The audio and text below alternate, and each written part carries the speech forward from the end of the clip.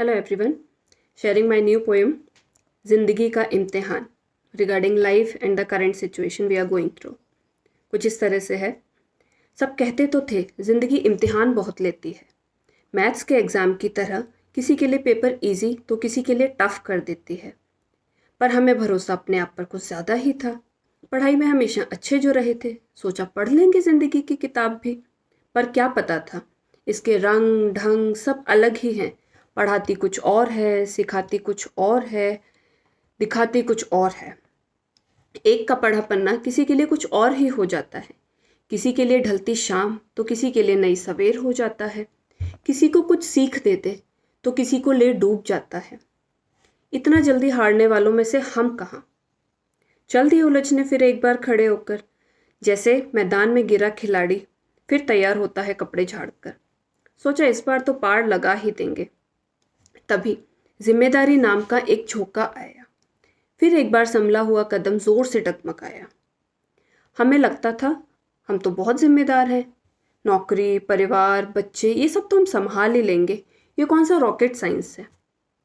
पर जब दिन के 24 घंटे, साल के 365 दिन ऐसे निकलने लगे जैसे दो रेलगाड़ियाँ ऑपोजिट डायरेक्शन में जा रही हों, वो भी फुल स्पीड में, और किसी की कही लाइन याद आ गई कि शौक तो बस माँ बाप के पैसों से पूरे हुआ करते थे।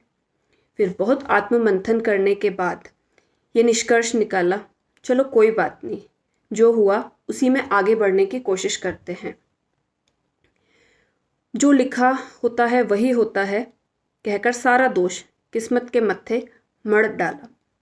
जैसे तैसे मन को समझा बुझा कर वीकेंड में रेस्टोरेंट जाना, शॉपिंग जाने को, साल में 2 बार हॉलीडेज़ पर जाने को, अपनी रूटीन वाली लाइफ में इतना बिजी हो जाना कि कई बार फैमिली से भी ना मिल पाने को हम बिजीनेस आवर्स के साथ सक्सेस ज़्यादा मिली मानकर अपने आप को जस्टिफाई करने लगे। खैर, जैसा भी था चल रहा था ठीक ठाक कि अचानक कोविड नामक एक भयंकर संकट आया। बीमारियां पहले भी थी। एक कमज़ोर इंसान को प्लेन पर पहली बार बैठने वाले एहसास के साथ दूसरी बार तक संभल जाना जैसी।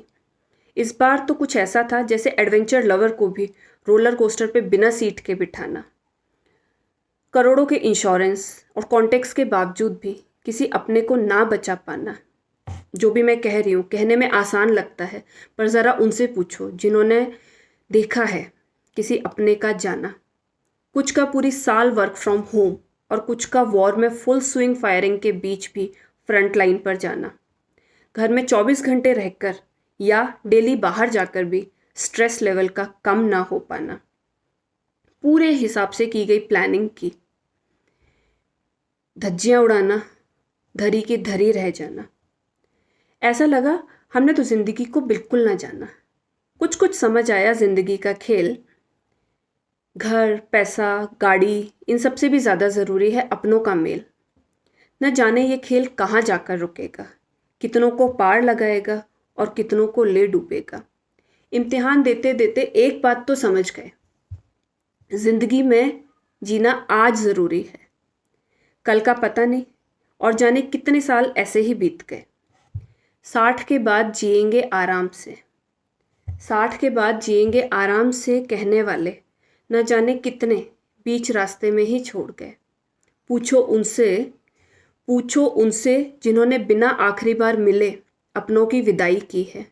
पूछो उनसे जिन्होंने बिना आखिरी बार मिले अपनों की विदाई की है। अभी भी वक्त है, संभल जाओ। अभी भी वक्त है, संभल जाओ। फिर ना कहना ज़िंदगी ने बेवफाई की है, ज़िंदगी ने बेवफाई की है। स्टे पॉजिटिव, नॉट कोविड वाला, दिल वाला positive. There is always a hope. Stay safe. नमस्ते।